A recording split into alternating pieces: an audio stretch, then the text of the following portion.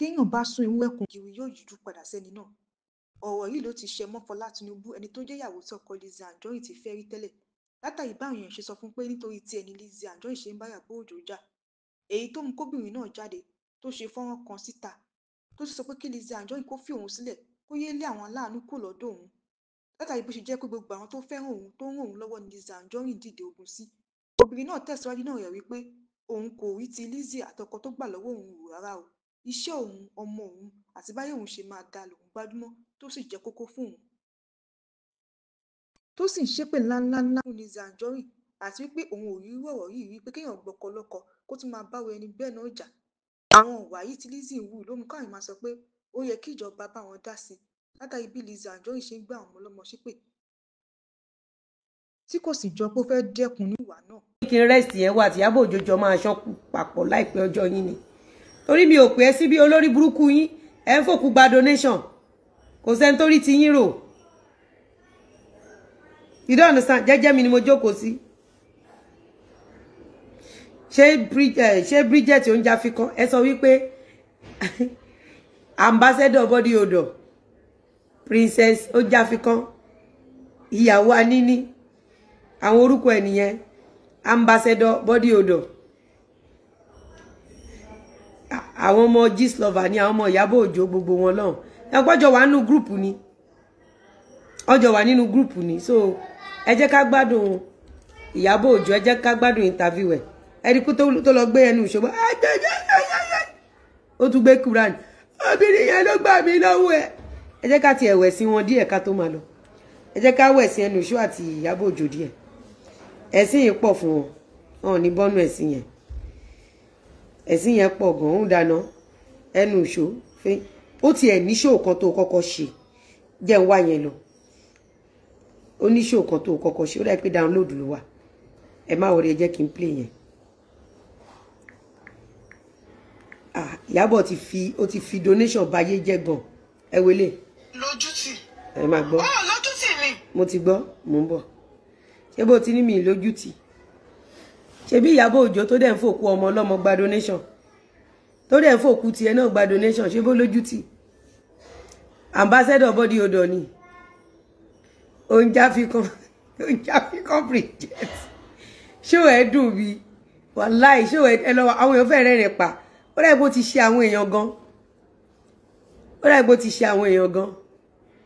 Me, I will always say the truth. Inú ẹgbẹ́ àgbésùn pikin.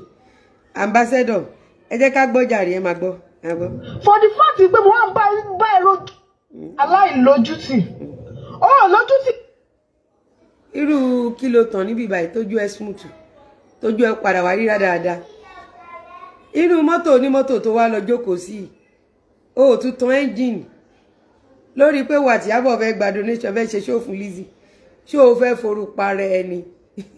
Ògo mama bẹ́ sódò, ògo mama para rẹ̀. Bẹ́ẹ̀ lówó fòfò, lówó báyìí. Ògo mama para ẹ̀, ìbẹ̀rì bẹ́ tẹ̀tẹ̀, ògo mama kọ́ sódò. Yeyeyeyeyeye, mo ń gbọ́. For the fact pé mo wá bá ẹ̀rọ ọjọ́ ọkùnrin kan tí ò ní láárí. Ò ní láárí, ò ṣe. Ṣé bí ìyí tẹ́ ẹjọ́ yanjú ọmọ ọlọ́mọ tẹ́jọ́ fi ń gba donation? Ṣé bí yẹn ṣáà ní láárí ṣá?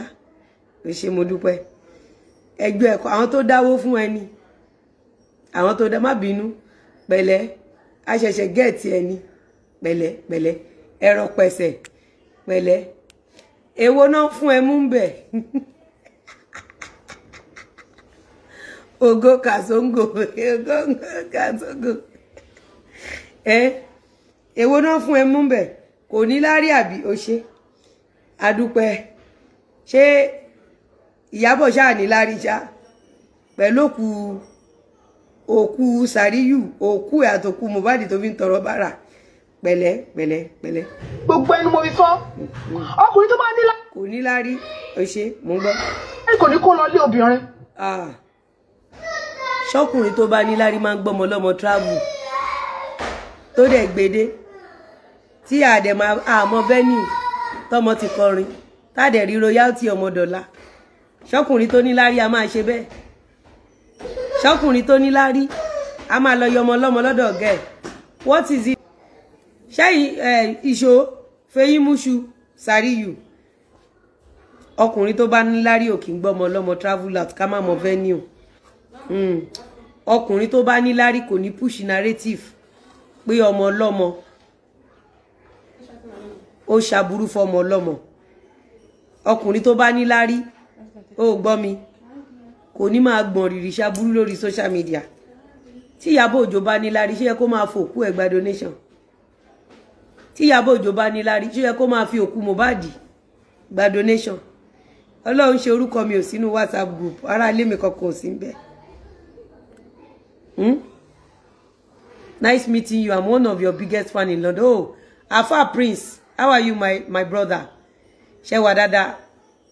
Ẹ máa gbọ́ o. Ọlọ́run á bá mi àlákà ẹ̀ bó ṣe ń dìde ogun sí gbogbo àwọn olólùfẹ́. Àbólórí burúkú ni ìyálà ìyá ẹ̀ tó ṣọ́kú. Ọlọ́run á bayé Ìyábọ̀ Òjó jẹ́ tọmọtọmọ ẹ̀. Ọlọ́run á àlákà Ìyábọ̀ Òjó. Ọlọ́run á fi Ìyábọ̀ Òjó ráre tọmọtọmọ ẹ̀. Àwọn olólùfẹ́ ẹ̀ olórí burúkú wo ló máa gbọ́mọ wọn sin?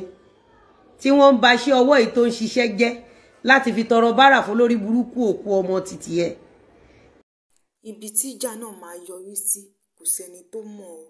Ohun táwọn èèyàn sọ ni pé ó jẹ́ kíjọba bá wọn dá sí kó tó jù báyìí lọ.